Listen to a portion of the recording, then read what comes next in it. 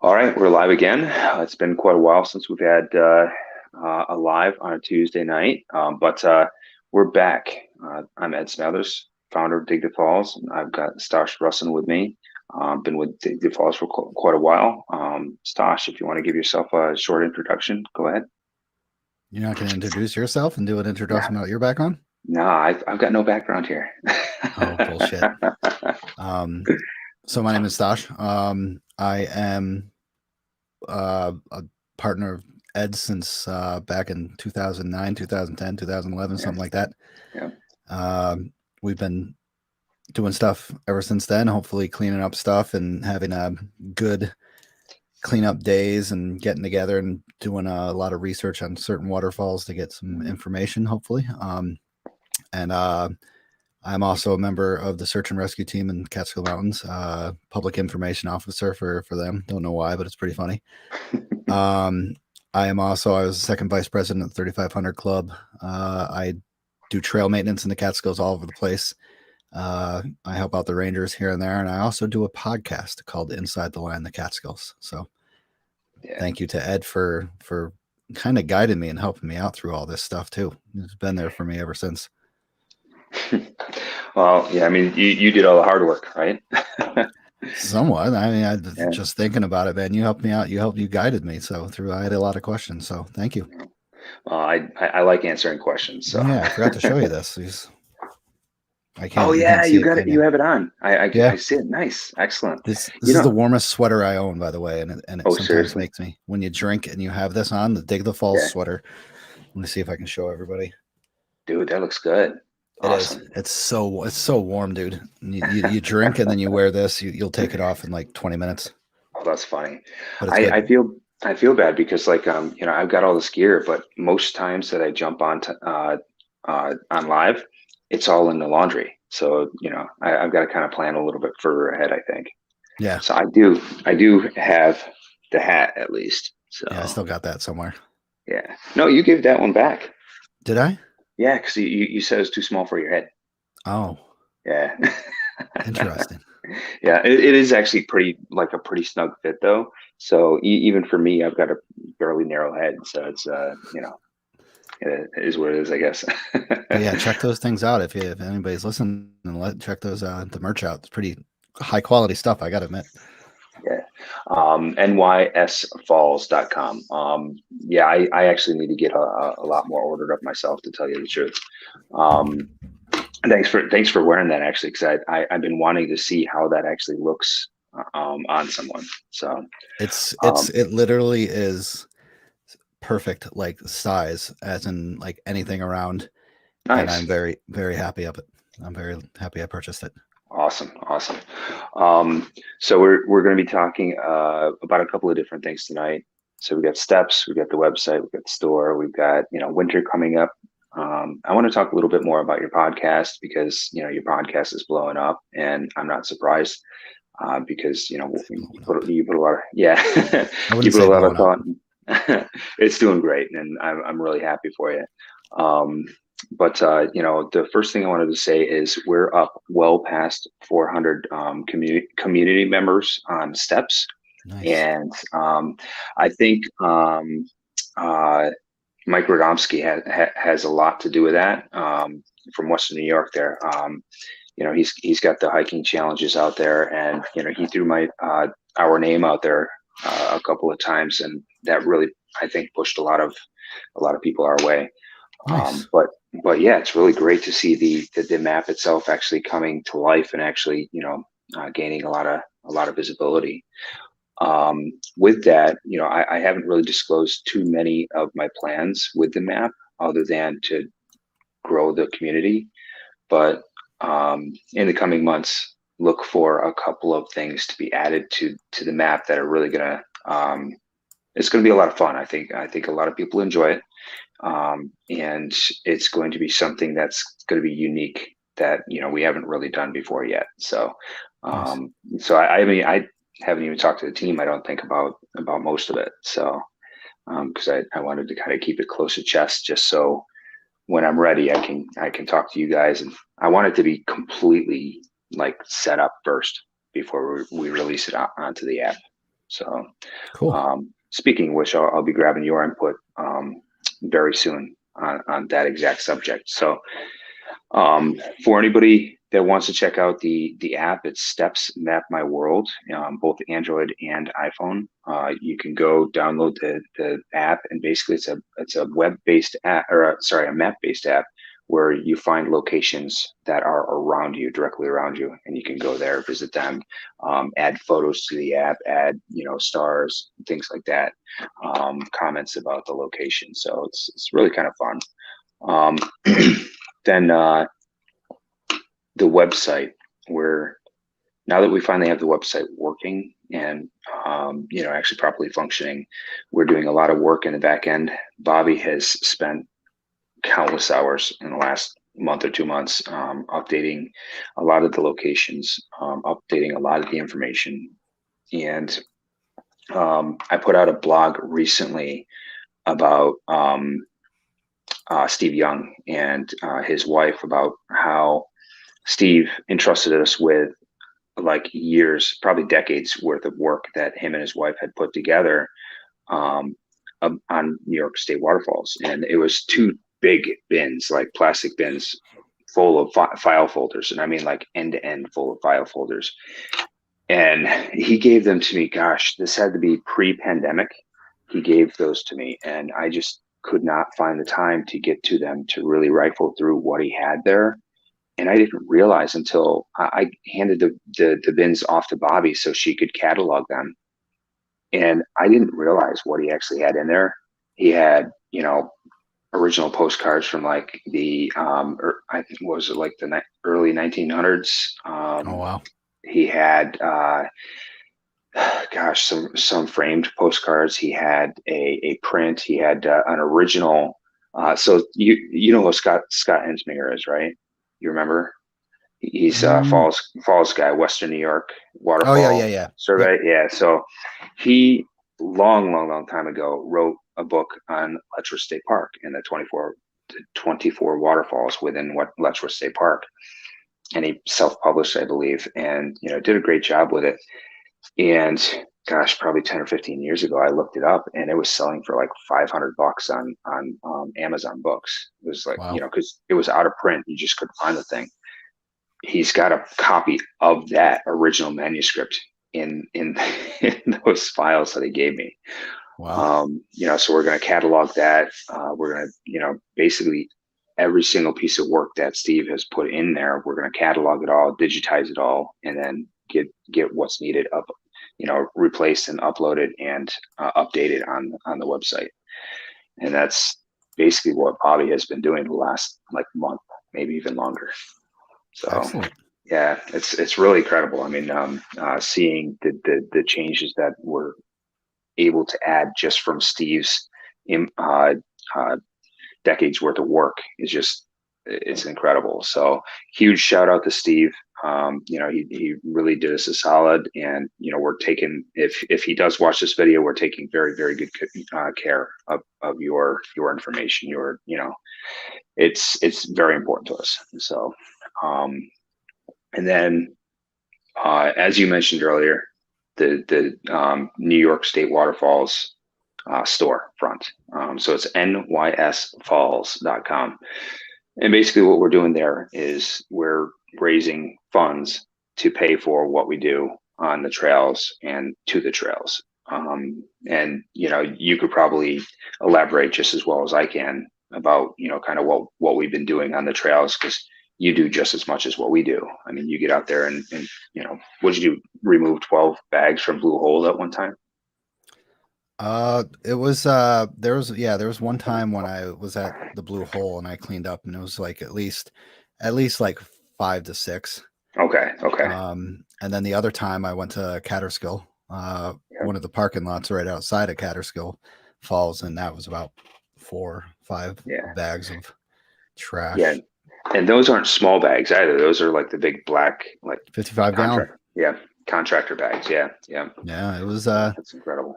that was during the Catterskill one was at least, I can't say it, like it was during the pandemic, so like everybody was fleeing everything. The Pika Moose one was a couple of years ago, just good old Instagram stuff. Yeah.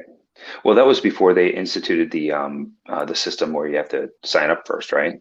Yep, the permits Yeah, now. the Yep. permits. Yeah. Okay. Yeah.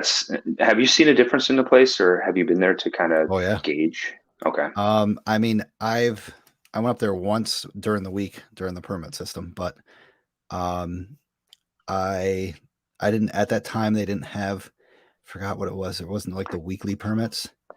So I went up there and I got to park without a permit, and then or it was either that or I got to park. I parked there at like 6 o'clock in the morning. So, Okay. um, but I did talk with some of the summit or the stewards down there and stuff like that, and Mm, of course the difference is night and day with nice. the permits. That there's only 300 people per day. I think.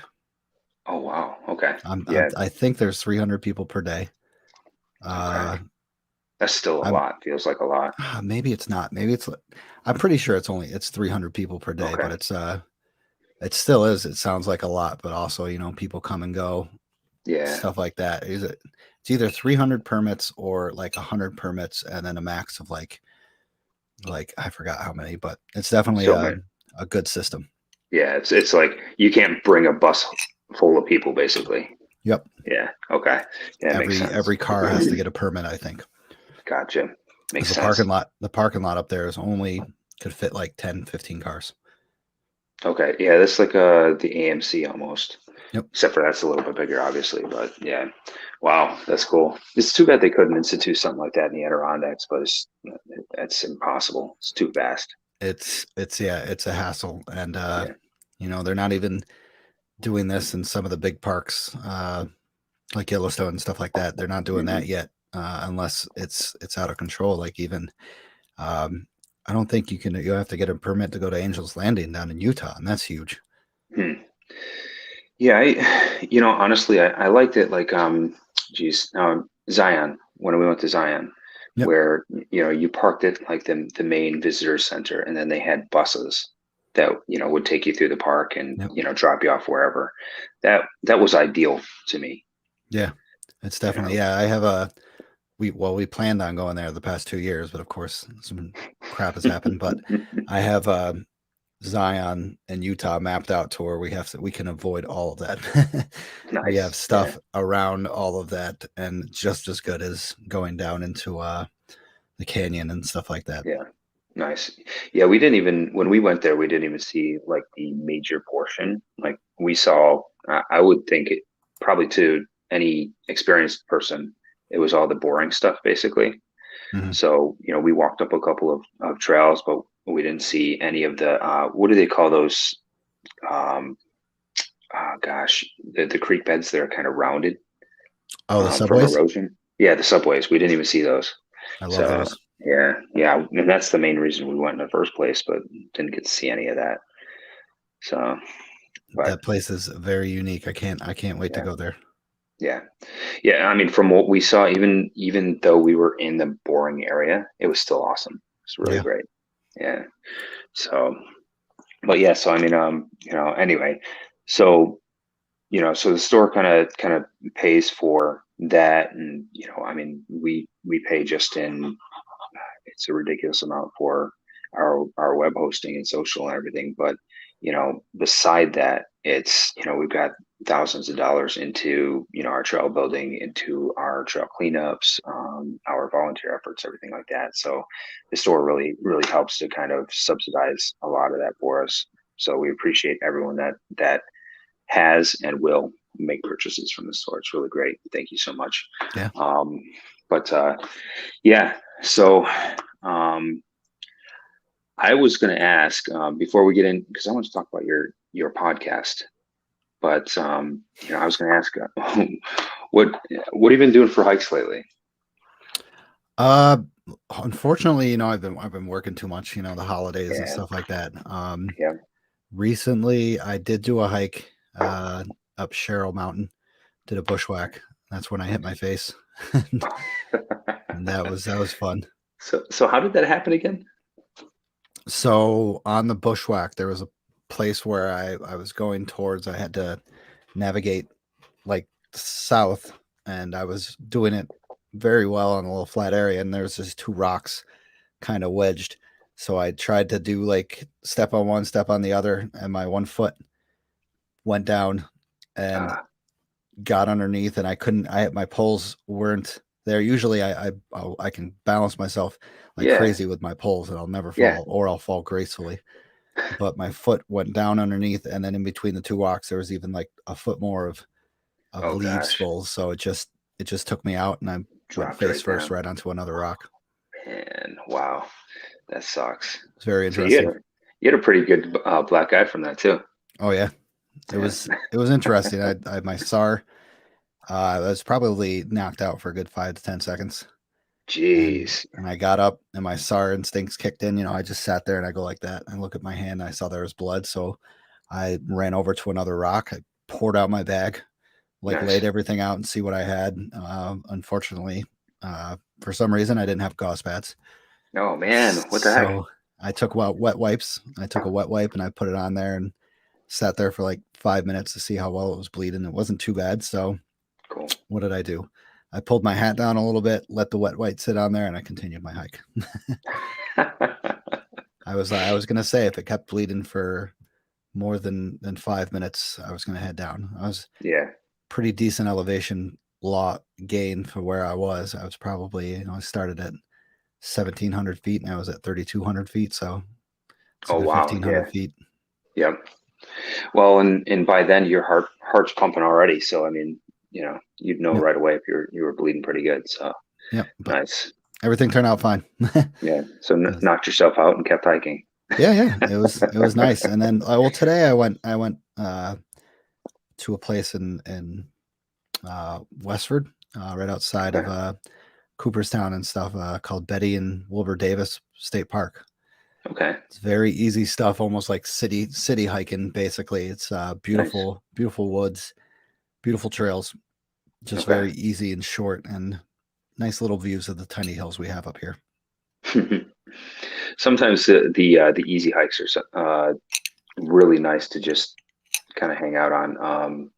We've got Anchor Diamond Park right around the corner from us here, and literally the entire thing is just flat. Nice, And they've got these really nice. A lot of the main trails are these really nice kind of 3 foot wide, like they've got stone down and everything like that. So you could pretty nice. much take the kids anytime, even probably during the snow. But then you can spur off into these kind of single trek little swirly trails, and they go through some mud and everything like that. But yeah, I I tend to enjoy those, especially when I've got the kids with me. So Oh yeah, this is only yeah, 30 minutes away from me, so this will probably be a place that nice, I will go to often. nice, excellent. So I What about you? What about you? yeah, me. Let's see here. So I've been busy homeschooling. Actually, it kind of bothers me. So now that it's gotten a little colder, my younger kid has kind of kicked in. And when I say that, I say that I don't really like hiking or being outside in the cold, even though I have the gear to do it. Because when I was younger, I didn't. I really rarely had any kind of like cold weather gear. So I would Mhm. have like maybe a coat. I'd have a coat, obviously, but like I'd have a crappy hat, and I would rarely have any good mittens or gloves. So it was never any fun for me. Mhm. Um, you know, so it kind of ruined cold weather season for me. What I'm trying to do is I'm trying to retrain my mind because right now I don't want the kids to feel like that. Like I Yeah. want them to be like they are now, where they're excited when it snows and they shoot outside. They don't care if they have anything on, to tell you the truth. Like they barely even put shoes on when they want to go out and check out the snow. Mhm. So, and I want to keep that. So, long story short, I haven't been doing a lot of hiking because it's been colder. So, but that needs to change. Yeah. So, yeah, Sometimes life gets in the way, so a little bit. Yeah, we've been doing the homeschooling thing. We've been doing um, we've been doing the business thing. Jess has been building her business more. I've been building my business more. Our day jobs. So we don't get to do the fun stuff like hiking as much as what we normally do. So oh, it is what happen. it is. Yeah. But when we do hike, again, I hit Anchor Diamond. I hit let's see here, Indian Kill Preserve. I actually went to Post and Kill. No, not Potent Post and skill? Kill. Post and Kill we've done very recently, but not with the kids. I was thinking of Plotter Kill. Oh, Here, yeah, Plotter Kill. I took the kids. I can't remember if I mentioned this the last time we were on live or not. Like they scared the hell out of me. the Like kids? yeah, like at Plotter Kill. Like so they have done like what they've done with those trails is like incredible compared to Interesting. what it used to be like a couple years ago. Like the time before I went there, they had all these kind of knotty trails and like nothing was like really even like groomed or anything. Now Yeah. they've got this huge freaking 4 or 5 foot wide trail that takes you down to the main area and goes halfway through the park. They've got these magnificent bridges across the creek. They're just beautiful. Lookouts, with fences and everything. But the thing is like once you cross the creek, where you normally would have crossed where that little tiny bridge used to be, Mm. you cross over and the trail gets to like a single trail or even maybe a double, and you're walking up through, and then after the first set of waterfalls, they've got these cables that run from one big tree all the way probably 25, 30 feet back to another tree. The problem is that the actual kind of erosion kind of took part of the trail out. So even though you've got a cable, the cable is here and you could fall down here, Oh, wow. and the kids are like, wanting to walk the cable. And I'm like, guys, and it's a good, 50 feet down, in Yeah. that particular area. So it's not straight down, but I mean, it might as well be at that point. Yeah. So Yeah. Especially for kids, it's yeah. So a little I bit was on harder. it. Yeah, it was one of the more difficult hikes, or I don't want to say difficult because it's not really difficult, but the one of the more dangerous hikes I've taken them on. Mm. So it Yeah. was it was nerve wracking for sure. Yeah. But they did really well. They wanted to talk to literally everyone. They, anytime they passed someone that said hi, they wanted to sit down and show them all of the emergency stuff they had in their backpacks. Nice. Yeah. So and everyone was really great on the trail too. They sat there patiently and, listened for a little bit until I kind of pushed the kids on. So, so that was kind of nice, but yeah, that's basically the extent that we've really done for hiking lately is, some simple stuff here or there. At least you're getting out Um, there. yeah, yeah. I did try to get out with Carl uh, a week or two ago. We went up, gosh, I forget the mountain, but it's up near Lake George, and it was earlier in the morning, one of the cooler mornings. I got the kids all ready, and I thought I had them bundled up well enough, and we got maybe 200 yards up the trail, and Connor was too cold, and we wound up having to turn around. Oh, So that sucks. yeah, bailed super early on the hike. So lesson learned though. I'm gonna make sure the kids have like 12 layers on before I leave the house. So Yeah. Or at least pack a bunch of different layers. yeah, yeah, exactly. And I even gave him my coat. I had like a t-shirt on. It's like 30 degrees out. I've got my t-shirt on. Gave him everything I had, and he still just couldn't get himself warm for some reason. So Yeah, that sucks. yeah, yeah. Last thing I want to do is keep pushing him up the hill, him being cold. So Yeah, because I definitely. know I Yeah, hate you it. don't want to do that. Yeah. Yeah. So, but that brings into brings to thought that cold weather is coming soon. Cold weather is And here. It's not coming yeah, soon. well, yeah, true.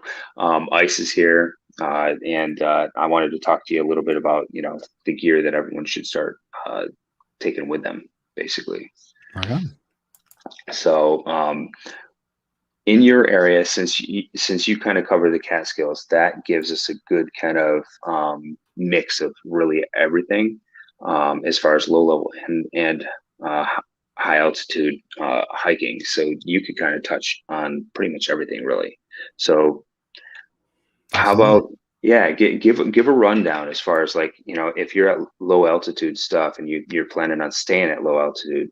and then talk about, low altitude to high altitude, kind of like, you remember, well, you saw the story in the Adirondacks about those guys that went up to one mountain with sneakers on.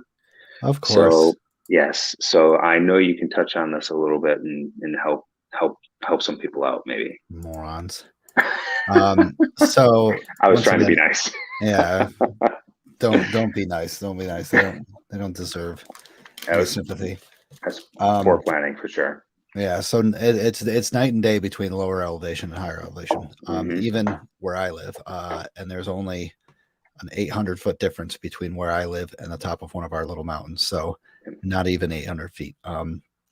Like one day, usually in the lower elevations, you have rain, and it's 45 degrees. Up in the higher elevations, it'll be 30 degrees and heavy, thick, dead snow.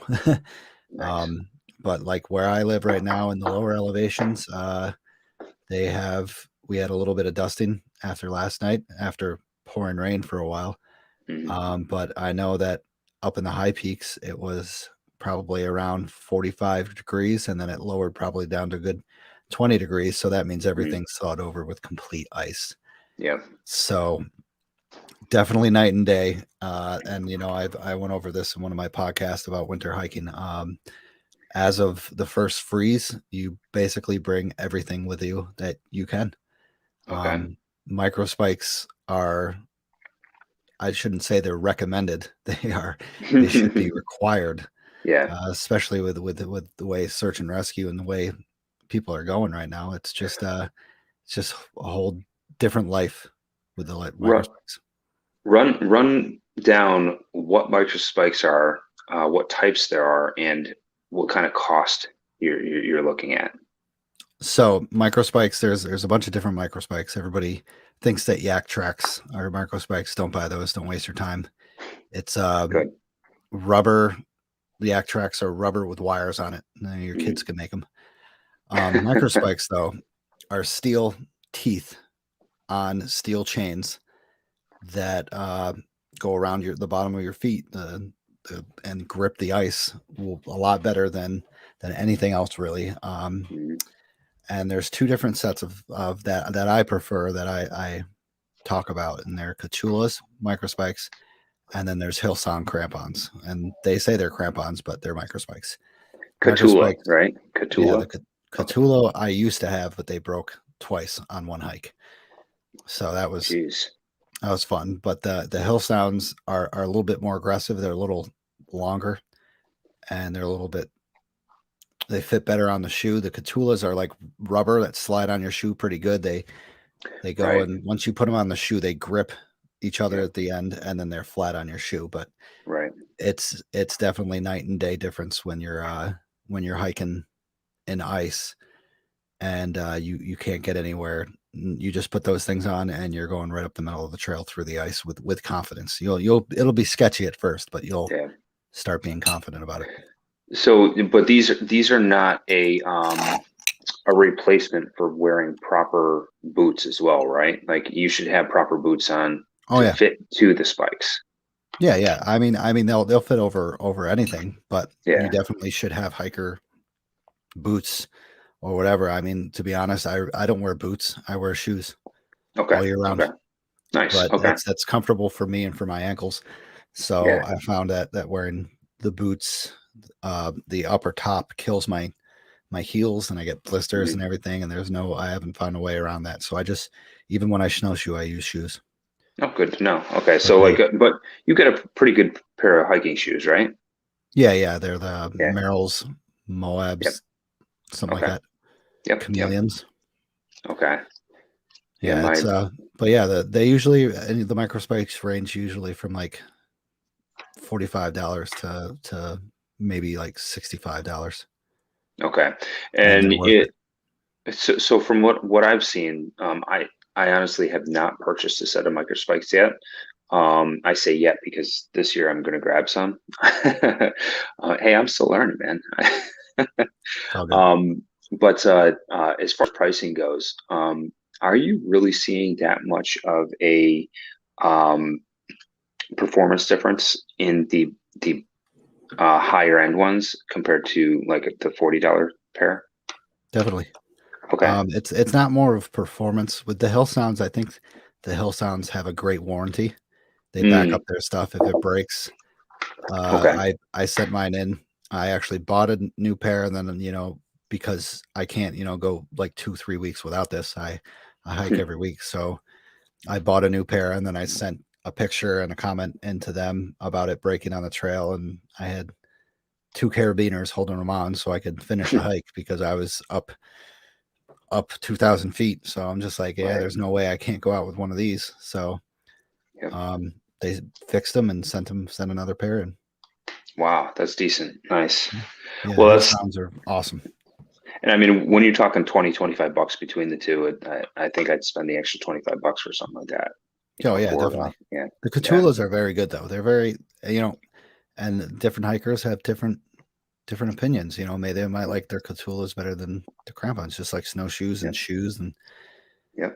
whatever works best. But they're both definitely way better than those. I call them the pencil pickers or pencil grips that they have at Walmart and stuff like that. It looks like the pencils are on it. Yep, yep. They're way better than that by far means. And then I also have real crampons for actually like ice climbing and stuff like that. So those are All right. different. And yeah, and the crampons themselves, those are like the difference between like say running shoes and hiking shoes, right? Like, there's a big Oh, difference between the oh two. yeah. Well, these. So think of the crampons that I have as, uh, the micro spikes are like cat's teeth. The Okay. crampons are like shark's teeth. Nice. Okay. So That's that's a a good good comparison. analogy. Yeah, Yeah. definitely. Okay. And so as far as the crampons go, can you kind of run down the types and, kind of the what you'd expect to pay for an average set of those? Uh, the crampons, I forgot. I haven't used mine in It's a been a while. while, right? Okay. Yeah, I haven't been. I very rarely go ice climbing, and very rarely do you have to use those unless you're going up the steepest stuff. Yeah. Maybe I haven't been in the Adirondacks in the winter, but you would use them in Okay. situations like those. But they're 120 to $250. Yeah. And you can go insane and spend over $300 for them too. Oh yeah, But if you're going to yeah, be doing stuff like like you're going on Mount Hood or like Mount Rainier and stuff like that, you'll yeah, definitely need some crampons. No doubt about it. right. Okay. So, say deep snow, I've seen a couple of threads where you get the post holer comments, things like that. And to anybody that watches this that's not familiar with what a post holer is, it's basically someone that goes on a trail that's got a snowy trail basically with no snowshoes, and your legs are acting as post holes along the Yep, entire you're trail. putting deep, thin holes into a fresh coating of Yeah. snow, or not even a fresh coating of snow. So Yep. Yep. it's Um, definitely a big issue, and a lot of people don't think it is. Yeah. Yeah. Imagine walking down a field and just having a bunch, a row of, holes, literally post holes and trying to walk down that field blind. Yep. That's basically what you run into. And I can see why people get pretty fired up over that. I didn't understand that years ago, but I definitely understand it now. So knowing that snowshoes, um, you can get, I mean, they come in so many different sizes. What are your recommendations for like somebody that's just starting out in the trail that, wants to hike during the winter, but doesn't want to spend $1 million trying to, get up to that point? Well, I mean, I have learned uh, from the past experiences that you know, money, the cost sometimes. It's like I said, it's a very different story for very different people.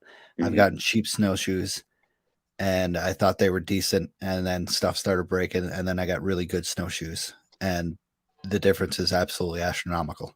Hmm. Um, the ones I had, the first ones I got them used from a friend, and I thought they were pretty decent. And then I realized, the grips on the bottom for the ice and certain times, and part of the buckles were breaking. Hmm. and they were a little bit too big for my taste. So I went with very expensive ones, the MSR Evo uh, ice ascenders, and just absolutely night and day. Hmm. And that's I can't say if you're going to be hiking some heavy crazy crap, then you got to spend the money. You Okay. have to spend the money if you're going to go out and snowshoe in the backyard or in flat open areas, cross country skiing, stuff like that. Then yeah, you can go get a fairly cheap a pair and check it out. But for those high elevation, scary climbs that you could risk your life or Hmm. something like that, you definitely got to spend the money because it's the same thing with the micro spikes. Yep. You're going up the Adirondacks with shitty gear. You're risking your life. Yeah. And some of those actually do come with micro spikes at the bottom, right? Yeah, so I wish, I mean, I don't know if people can see us here, but they can and they can't. But my snowshoes are 25 inch, 25 inches. Okay. And they have massive, even bigger than the trail crampons I have. Wow. Not trail crampons, but the micro spikes, Hmm. massive teeth on the bottom for when you're ascending the higher stuff, because we all know the steeper stuff, the snow will just fall right off. Yep. So you'll be going on the snow and you'll have your snowshoes working, and then all of a sudden you got to do a high ascent and you need grip. Not Hmm. having grip is basically like not having just having your regular shoes on and ice, and it's Right. horrible.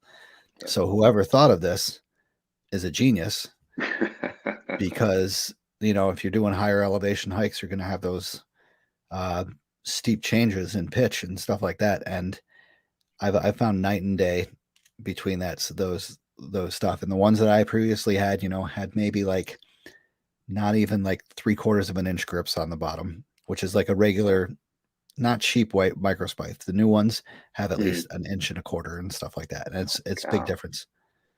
and when you're walking like say on snow, you're not really going to notice it that much. Like you could probably walk pretty normal, right? It's definitely awkward to get used to.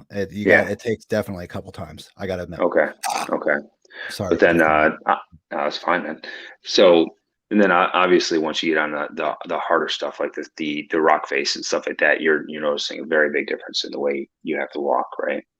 Uh, yes and no. So you'll notice when you first start doing it that you think you're gonna walk on your foot every time, like you're Hmm. gonna step on your other snowshoe, but you're not. Your body Hmm. seems to kind of sense that you need to spread your feet out just a little tiny bit more, Okay. and they make Right. them to that perfect width to where you're not clanking each other like back and forth. Interesting. Okay. Yeah, that's So it's interesting. it's definitely different. My first snowshoe I did, which is I don't know why I did it. We had a big snowstorm, so I decided to go up to the Catskills and do a hike after 2.5 feet of fallen snow, fresh snow. So and I was felt good in the beginning, and my like feet are like, oh, all right, this is definitely different. You got to get used to it. Yeah. But then all of a sudden, when I got up higher and the snow got deeper, I kept sinking. And I'm just like, am I doing this right? And I'm like, Hmm. well, what's going on? What's wrong? And I'm just like, I sent messages to my friend who was a big avid hiker in the winter. I'm just like, dude, I'm still sinking while using these snowshoes. And he's like, well, you're in 2.5 feet of fresh snow. You're going to be sinking a foot anyway because of your weight compared to the weight to snow ratio. He's just like, you're doing everything right. It's just, Okay. you know, if you feel that, if you're just breaking trail, you're going to be sinking no matter what. Okay. But if you're not And- breaking trail, it's very good. Snowshoes. A lot of people don't get the concept of snowshoes, but like think of snowshoes. You're walking on water, mhm. and think of not having snowshoes. You're not walking on water, and you're going through 3 feet of water, like you're Right. wading in Right. there, and how difficult that is. I mean, Yeah. it's it's definitely a huge difference. And people are like, I don't want to spend the money. I was once like that as well. I'm like, I don't want to hike in the winter and spend the money. But then I had my first winter hike and I fell in love with it. And I'm just like, okay, I'll spend the money now. And it's just so much difference with, I hiked up Slide Mountains once with my friend, and we didn't break trail, but we were on that. It's called a monorail. Mhm. Everybody wore snowshoes, and just that feeling of having the snow like 2-3 feet over the sides of you, and you going down like a subway car was Right. absolutely phenomenal. It was so cool. And it's, just imagine like every time, something, there's a freeze thaw all the time in the summer.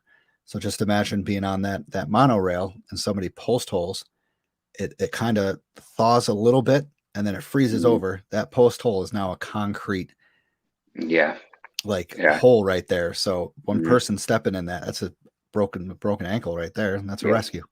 Yep. Absolutely.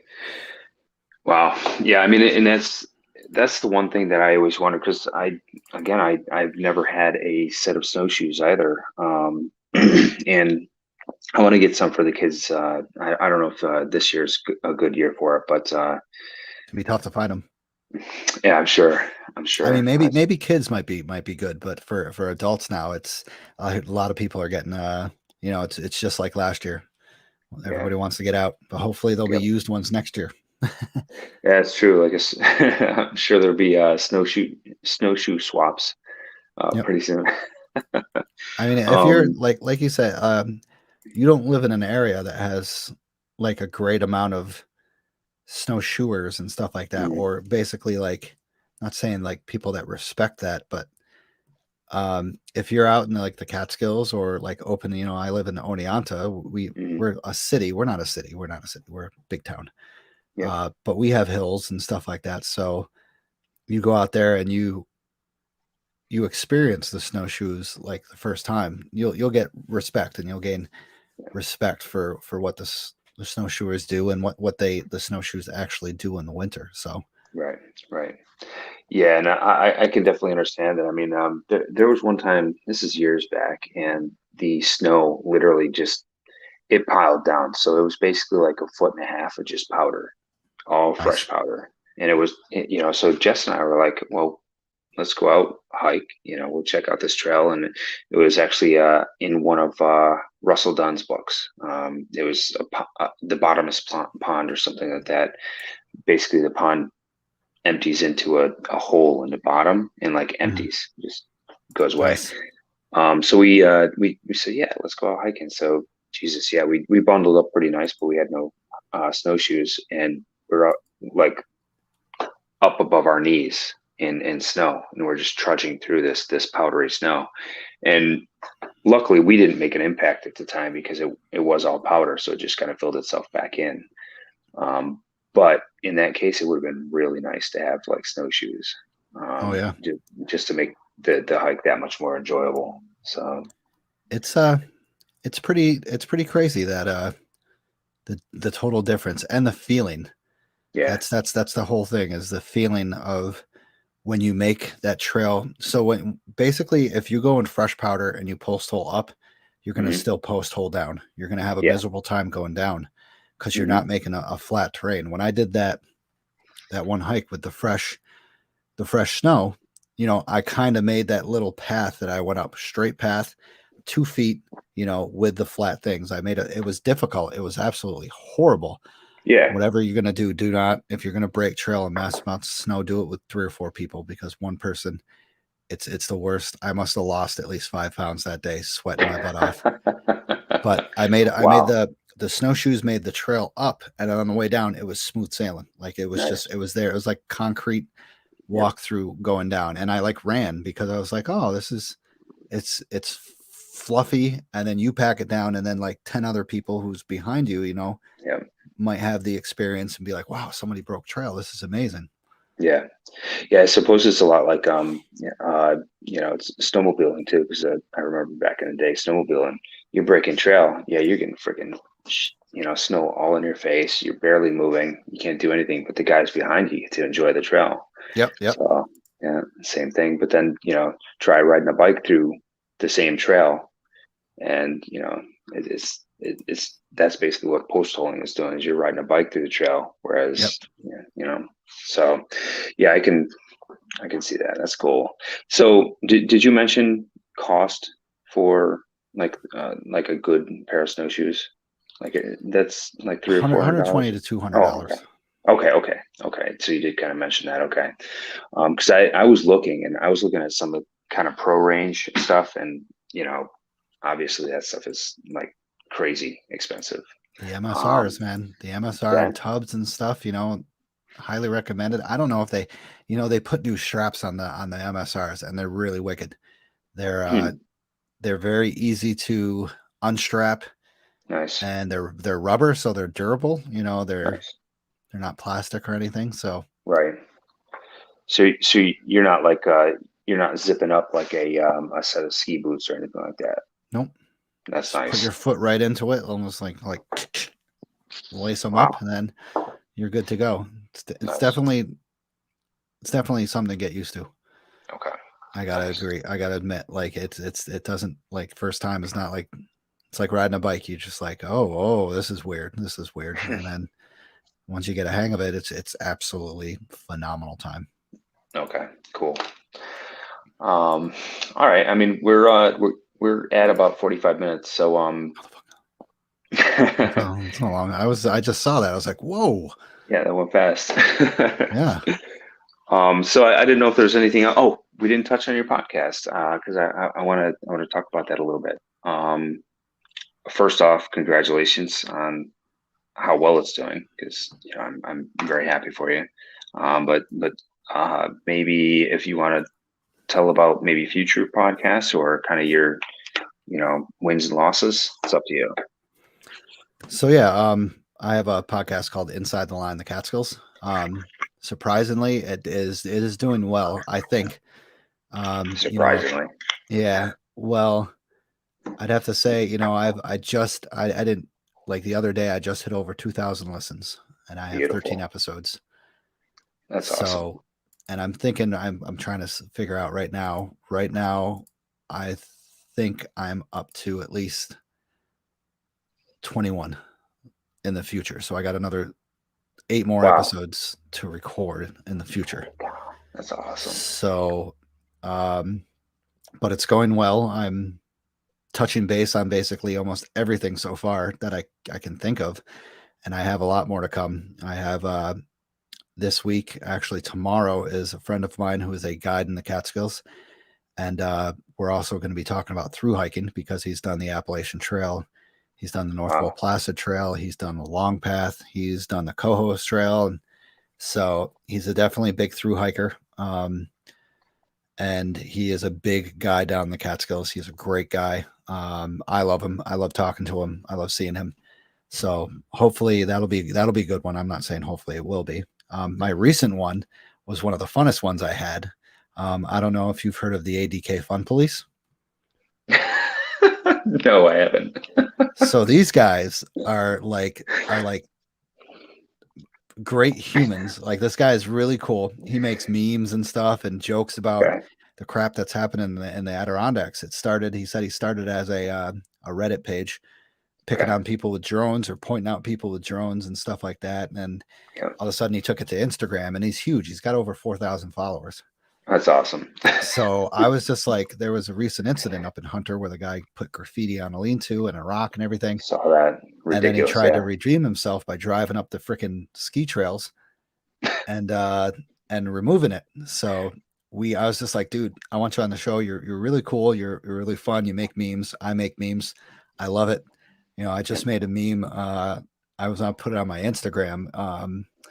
And it's the big meme that's going around right now is I think it's one of the guys, he's smoking a cigarette and he's just like, oh my God, this is happening. So I put on it, I said, Rangers, when they hear another call out for a person who forgot there was a sunset today. And that's like what they're like, Jesus, oh my God, again. So I That's touched base great. with him about his experiences, because he actually is like actually has happened, like sometimes they're like, oh my God, this has happened. What do I do? And so he's gotten all sorts of experiences, and it was great to hear from him because he's dealt with people that uh, have called him about people having a fire, people on the summits camping, the Oh Mount my. Marcy incident, or not the Marcy Dam Jeep incident, like. Okay. And then the whole Hunter thing was absolutely phenomenal because apparently he's like, I was in the right place at the right time. I was on my phone, and this guy all of a sudden starts live streaming what he's going to do. like not graffiti, but Oh he's going to go no. remove it. So he's like, Oh I was no. right place at right time. So he's like, I got on the phone and I called the ranger, and I'm just like, dude, he's on his way up there. And he's like, you're funny. He's like, okay, go to this page, check it out. And he's like, I'll call you later. And Oh no. so that whole story, but it's good. You know, I've on the podcast, I have gone from, you know, like that funny stuff, fast, funny stuff to Mhm. real deep stuff about the Borscht Belt, you know, and Yep. then we Yep. went to about glaciers. We went to hiking in the winter. You know, my Yep. friend and I shared our experiences, plane crashes, and I can't say, I want to say it's going to get better from here on. I got some really big shows coming up. Hopefully they'll go well, and hopefully everything will work on those days because I'm not going to give away too much, but I do have an No. episode coming up next week that involves an incident that happened back in 2010 in the Catskills, and it was a bad incident. So, but this is all it can be all about for education, and Yeah. that's what I Yep. said to the person I contacted. I want to get more education out there. You Cool. know, I've hit 2,000 listens. I don't know if it's, you know, I think my thing says 130 unique listeners. So 130 people listen to the same, Yep. you know, listen Yep. to the episode every time. So that's That's 130 awesome. people extra that I've reached. Hopefully they're Yep. not just my best friends or something like that. And sorry. Got a lot of friends, buddy. Yeah. Yeah. But, But no, I mean that. and then, you know, it's just hopefully it'll be, some will be fun and some will be serious. You know, I have a couple coming up about uh, some of the old history of there. I like the history of a Nice. lot of Yep. places. So the Catskills aren't as open as the Adirondacks. You know, they actually have towns in every sort of spot. So they had a lot of history. So Yeah. the Adirondacks did have history, but, you know, history with 12 people living there compared to history of, you know, the first big hotels in the United Mm. States or the first steam rail beds in the United States. So it's a big Yeah. difference. There's benefits being that close to New York City. Exactly. And Yep. there is also not benefits, but, Well, you yeah. know, but still that one thing is being so close to New York City, you know, they got a lot of crazy stuff happening in the past 150 years. So, Yeah. and I love Yeah. listening. I love talking about it, love listening about it. So, Cool. and it's mostly I like, you know, a lot of people podcasts will be just one person. And I've found in the times that I've listened to the podcast, it's absolutely boring listening to one person. It's, Yeah. you know, and like two people and an interview is awesome. You know, that's Mm. my friends, Mike and Stomp on Sounds Like a Search and Rescue podcast. I'm very jealous of their podcast because those two are so perfect. And the way they ask questions, the way they bounce back and Yep. forth, they have interesting topics. I'm very jealous that I don't have uh, a sidekick or a co-host like that. I wish I could. And all the people, you know, that I've thought of to do that are, I know it sounds bad, but too old or not as experienced in the Yeah. Catskills Yep. as I am. I'm not going to say I'm the most experienced, but I do have a lot of experience and I have a Yeah. lot of knowledge of the Catskills. I've only been hiking here for 6 years, so. Yeah. But you going out as much as you do makes a big difference. Oh yeah, and So, yep. connections. You know, Yep. Yep. I have great connections. My wife tells me that I'm very I'm too social sometimes. And then, you know, I also can be an asshole. So if you're doing something in the wilderness that I don't like, I'll be an Yep. asshole. But Good. if you're not doing something, if you're doing something great, I will applaud you and I will Yep. worship you because The opposite it's of, all yeah. about leave no trace and stuff like that. And that, you know, the Adirondack Fun Police guy, he is awesome and he's all about education. And Yeah. he's just like, that's what we need out there. He's like, yeah, we need more enforcement. He's like, but we don't have enough enforcement. So what's the next step? Education. Yes. And that's what the podcast is Absolutely. about. Yep. Awesome. Yeah, I think you touched on something earlier.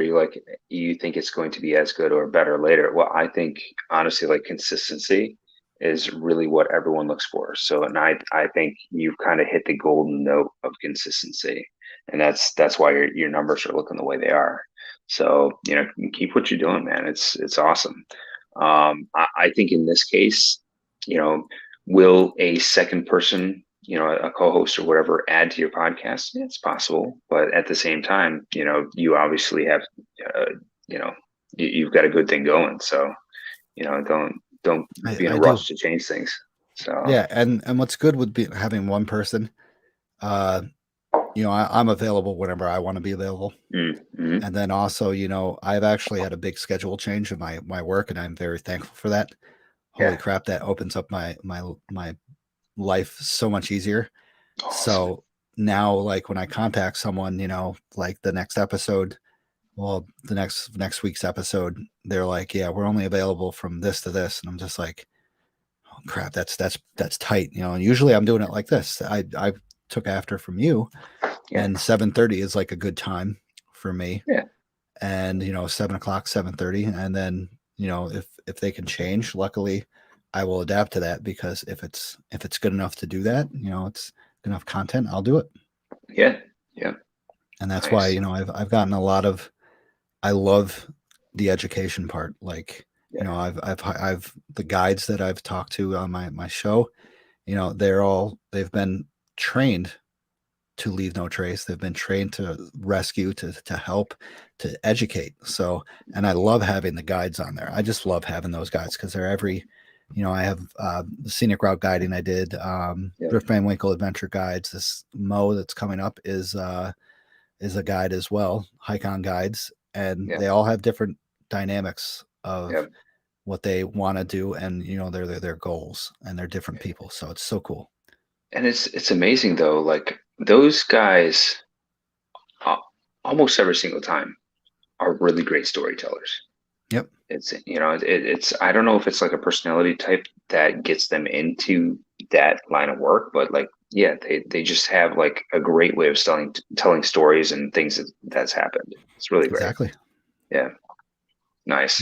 Yeah. Well, So thanks. your podcast can be found pretty much any platform. So anybody that's out there listening can pick it up. Yeah, yeah. I think it is. Hopefully, it is. Yeah. I've So tried to put it out there on every platform. So if somebody's listening to this and can't find it on the platform, let me know. But I'm pretty sure I've hit everything. Hopefully. okay, cool. Yeah. All Thanks, right. man. Yeah, absolutely. I wanted to get to that earlier, but we kind of hit a couple other subjects that were, uh, moved on. But at the end of every show, we kind of do a shout out, kind of whatever. And I kind of put everyone on the spot all the time, but hopefully I'm not putting you on the spot. If you want to give a shout out. I'm never on the spot. I mean, I always got to improvise and stuff. I don't know if like I don't even think any rangers. Hopefully they listen to my podcast because I'm gonna. I'm sure they But do. I'd like to give a big shout out to the rangers and the rescue volunteers. They have been insane in the Adirondacks and in the White Mountains.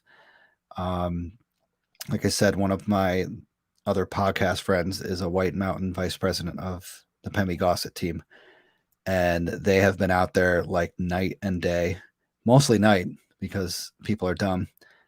And but the rangers and the search and rescue volunteers and even the paid rescuers, thank you very much for what you're doing because holy crap. Um, I can't say that I'm excited to get a call out, for us and the Catskills, but it's also terrifying to get a call out. So thank you for the Rangers, especially the Rangers who are the ones that have to take these phone calls of some idiots on the summit wanting a helicopter ride off because they didn't wear the proper gear. Yeah. Yeah, and seeing the last couple of stories I've seen, I would definitely ditto that sentiment. It's pretty incredible what they're willing to do day in and day out. So that's awesome. Um, I would also, ending the show, I want to give a big shout out to Steve and Laura Young. The work, decades worth of work that they put into,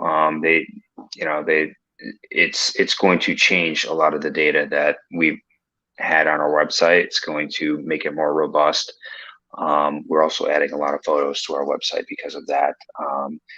So their work, Russell Dunn's work, Scott Ensminger's work, you know, there are many more, but those are kind of like the OGs of the waterfall space, and I want to kind of give them all credit for being instrumental to Dig the Falls actually growing into what it became. So so definitely thank you so much to all of them. Yeah. So Stosh, it was good having you on the show. I appreciate you stopping in and Yeah. offering Anytime. your Thank you. insight. Yeah. So we'll end the podcast, and everyone, happy waterfalling. Yeah, definitely. Everybody, be safe. Jesus, be safe. Be safe. Yes. Please leave no trace. All right. And